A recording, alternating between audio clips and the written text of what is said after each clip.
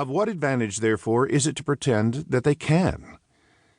The bibliographical guidance in Chapter 4 is thus restricted as much as possible to English works.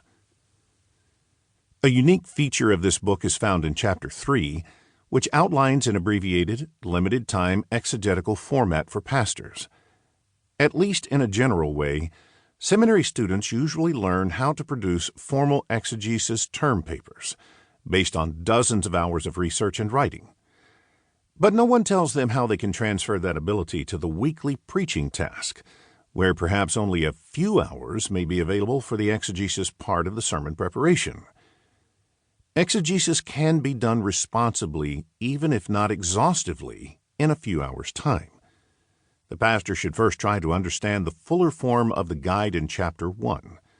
Chapter 3 represents a condensation and economization of the same material, with special attention paid to homiletical interests.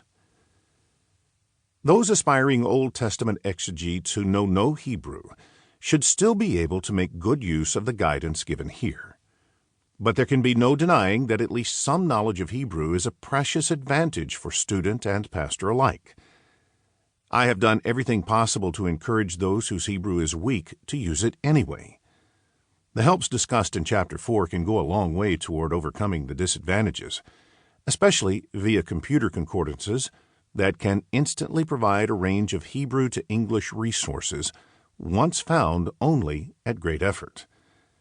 Indeed, the pastor who faithfully works from the biblical languages in sermon preparation, no matter how rusty one's knowledge of them may be at the start, cannot help gaining more and more language mastery as time goes by. I hope this primer will encourage many to try. For this 5th edition, I have added, deleted, or further described many reference works, especially in Chapter 4, so as to reflect what is actually available in print.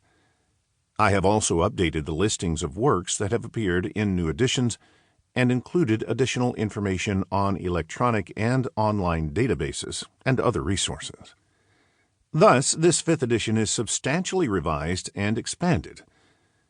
I remain grateful to my students John Beckman and Robert Jennings, as well as my friend and particularly gifted librarian James Darlick, for their opinions on how best to describe the actual usage of some of the newer online bibliographic databases and public repositories referred to in this latest edition. It is a joy to work with students and colleagues who love learning and want others to share their delight. I am also grateful to Julie Mullins, a kind, patient, and skillful editor who has worked with me on behalf of a wonderful publisher, Westminster John Knox Press. The widespread use of the first 4 editions, including their foreign language translations, has been very gratifying and is evidence of an ongoing hunger for preaching and teaching based accurately and confidently in the Scriptures. Introduction. An exegesis is a thorough analytical study of a biblical passage done so as to arrive at a useful interpretation of the passage. Exegesis is a theological task, but not a mystical one. There are certain basic rules and standards for how to do it, although the results can vary in appearance because the biblical passages themselves vary so much. To do OT exegesis properly, you have to be something of a generalist. You will quickly become involved with such things as the functions of meanings of words, linguistics, the analysis of literature and speech, philology, theology, history, the transmission of the biblical writings, textual criticism, stylistics, grammar and vocabulary analysis, and the spiritually powerful application of biblical truth in real ways to the real lives of people.